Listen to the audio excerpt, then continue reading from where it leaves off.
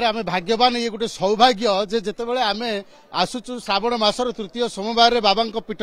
रे आसुचु एवं यही खबर को प्रसारण करुचु काउड़िया माने किभली भाव में उत्साह सहित आसी किंतु सबुठ बड़ कथा होची केवल धवलेश्वर नुहे ओडिशार विभिन्न शैवपीठ में आज विशेष भाव में भिड़ परिलक्षित होची ये होची बाबा धवलेश्वर पीठ और जो भक्त मैंने आसुचंती से बैरिकेटिंग लाइन रे आसुचंती किभली भाव में श्रृंखलित भाव में से बाबा मस्तक जल लगी करेंगे और निज मानसिक पूरण करेंगे आम निश्चित भाव प्रतिक्रिया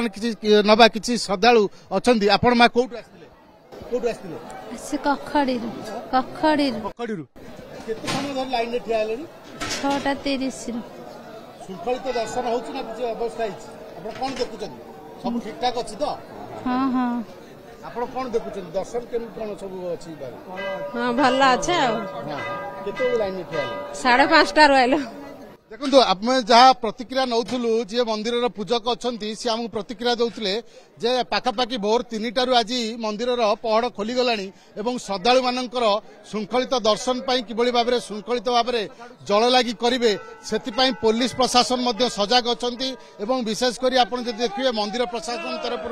विशेष भाव में प्रस्तुत कर स्वेच्छासेवी मैंने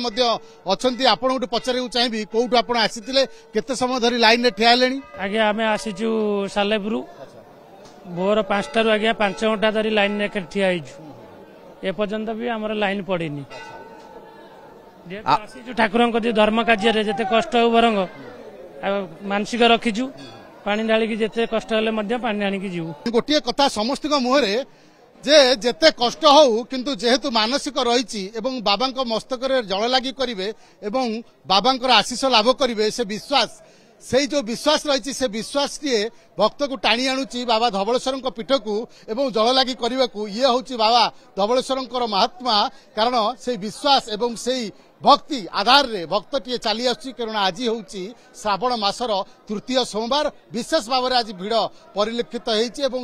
भिड़ को देखी मंदिर प्रशासन एवं सेवायत तरफ विशेष भाव में आयोजन किभली भाव में श्रद्धालु माने शांति श्रृंखला सहित जल लगी करेंगे बाबा दर्शन करेंगे से व्यापक प्रस्तुति करा